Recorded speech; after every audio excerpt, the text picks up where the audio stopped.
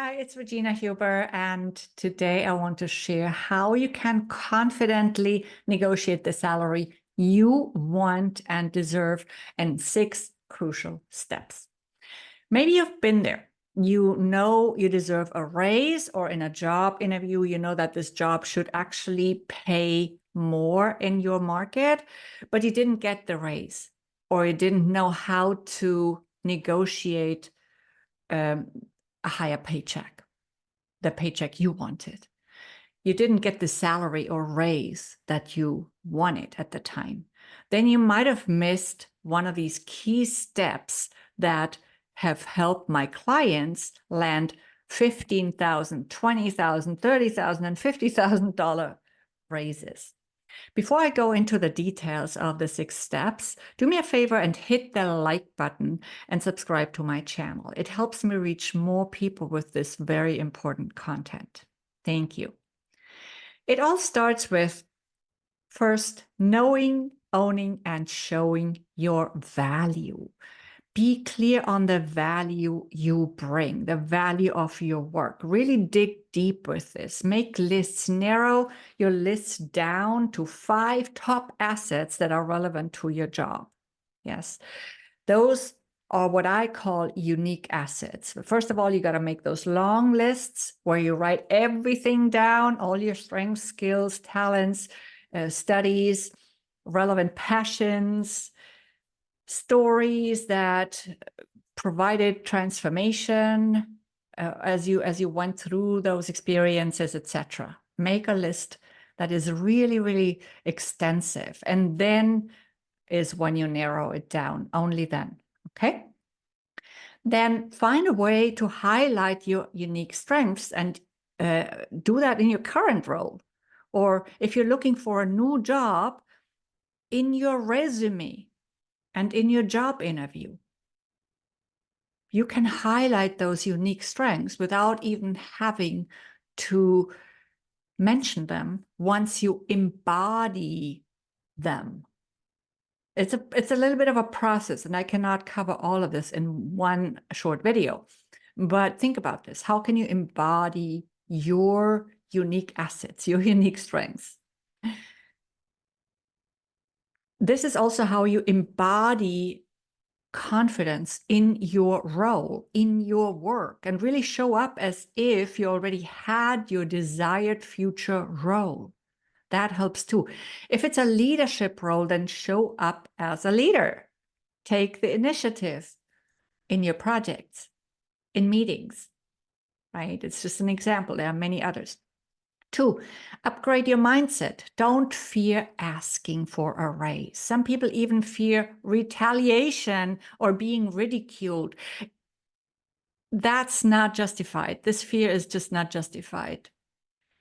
If you experience retaliation for asking, then maybe you're just not in the right place. Right? It's your right to ask, even more so if you've done your due diligence and you know you should get paid more and your performance is great. Yeah, so it's also, of course, based on your dedication and your performance. If you know you deserve it, own it. It's worse if you don't ask, as this can actually damage your relationship with your manager in the long run, as you keep building resentment over time. And so it's better to ask than to not ask for your relationship with your manager. Believe in the value of your work and your potential. If you don't believe in it, how would you expect others to believe in it? Adjust your money thermostat to aim higher. There's an exercise you can do for that. Close your eyes. Imagine your money numbers, right? What is the number that, sorry, that you currently earn? What's that monthly or annual salary currently? And see that on a thermostat. And then you just, in your mind, push that thermostat up to the desired number. Yes, that's how you do it. And every time I do this, I hit my mic, sorry. Do that in your mind and see what that does for you. Number 3, talk to a headhunter. Gain insights into your market value, right? Explore potential opportunities while you talk to the person. Get feedback and definitely leverage their industry knowledge. Do you have any questions for them? Take advantage of that call with this person. They might be really glad to talk to you because they might have something that they want to offer you. Okay. Number 4, prepare for the negotiation. That is, of course, the most extensive piece. So we're going to go over it in rough detail only in this video. I have a whole course around how to prepare for salary negotiation so that you can negotiate effectively and successfully. So if you're interested in that, definitely reach out. I'd be happy to share the link for that. First of all, in your negotiation preparation, I already said it before, research your numbers. Do your due diligence, right? Research, know your numbers. Practice saying your desired salary out loud in front of a mirror. You could also role play this with a friend, someone that you trust. Define any desired benefits or perks. What exactly do you want? Be clear on that. What can you trade for a salary increase that's not exactly as high as you wanted it to be? For example, if you cannot reach exactly what you want in that negotiation, what else can you get instead? That is valuable to you, of course. Can you get additional health insurance or time off or flexibility, working from home a portion of the week, for example, or maybe company shares, whatever matters to you. Rehearse your opening line so you set yourself up confidently and for a great meeting from the start. Prepare to position your salary or your raise, your unique value proposition, right? Your pitch, whatever you want to call it. Your USP, whatever your preferred term is. Anticipate and plan for objections. This is absolutely key. List all possible objections that you can think of and find ways to address them in advance. This also then helps you to potentially get them out of the way even before they are raised in the meeting. We're going to get to that later. As I said before, role play and rehearse. Prepare physically and energetically. In my book, Speak Up, Stand Out, and Shine, you have a ton of tips for that. It's on Amazon. Dress for success. Okay, so these are the most important items in the preparation phase. Now, we're going to go to the meeting itself, the negotiation. It's important to optimize the time you have in that meeting. Optimize your meeting time. First of all, take charge of the conversation as much as possible. That doesn't mean to be aggressive or to not listen. Does not mean that at all. We definitely want to listen and we just want to have an active part in the conversation. We also want to set ourselves up in the beginning of the conversation so that we have already a good portion of confidence in our pockets, right? Make the first offer and position it as a win-win. In most cases, maybe not all, but most cases, it is a good idea to make the first offer for the salary or raise you want. Use compelling language and body language, and also control your emotions. So don't become offensive, definitely not, but defensive.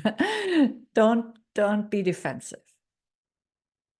Don't show that you're disappointed, okay? And instead, address objections once they are raised.